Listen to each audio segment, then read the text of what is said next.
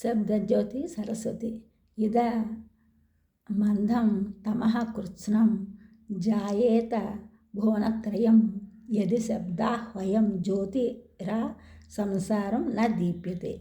ఇదమంధం తమః కృత్స్నం జాయేత భువనత్రయం యది శబ్దాహ్వయం జ్యోతిరా సంసారం న దీప్యతే అని మహాకవి దండి వర్ణించారు.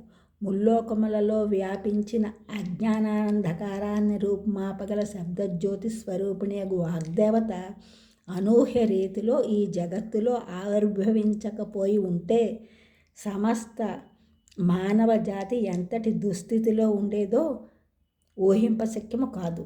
ఈ వాక్యశక్తి వల్లనే సమస్త జంతువులలో మానవుడు అధికుడయ్యాడు.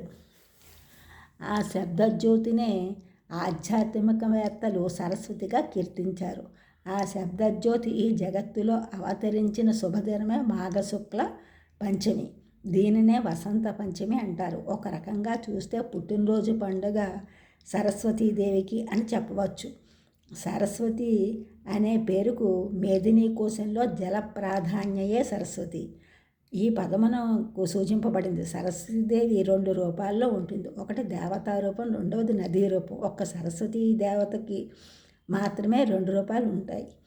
దేవీ భాగవతంలో మాఘశుక్ల పంచమిని సరస్వతీదేవి అవతార దినంగా వర్ణించడం జరిగింది. మాఘశుక్ల పంచమ్యాం విద్యారంభం దినే విజయ పూర్వే హిని సమయం కృత్వా తత్రాహ్న సంయతః శుచిః. దీన్ని వసంత పంచమిగా కీర్తించారు. విద్యారంభమునకు విశేష తిథి అయిన ఈ రోజున పిల్లలకు అక్షరాభ్యాసం చేయటం చాలా మంచిది.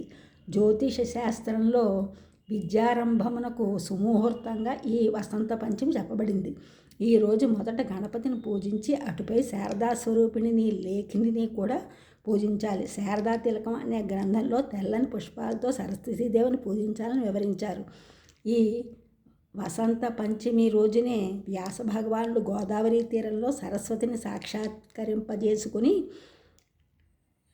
ఆ తల్లి ఆజ్ఞపై సైకతమూర్తి రూపంలో సరస్వతిని ప్రతిష్ఠింపజేసి వేద విభాగం చేసి వ్యాస భగవానునిగా వేదవ్యాసునిగా ప్రసిద్ధి పొందినట్లు పురాణ కథనం. ఆ క్షేత్రమే బాసర. అది వ్యాసపురిగా ప్రసిద్ధమైంది. అందుకే వసంత పంచమి వేడుకలు బాసర క్షేత్రంలో అద్భుతంగా ఆవిర్భావ దినోత్సవంగా జరుగుతాయి. ఈ ఛానల్ చూసిన కూడా సబ్స్క్రైబ్ చేయండి.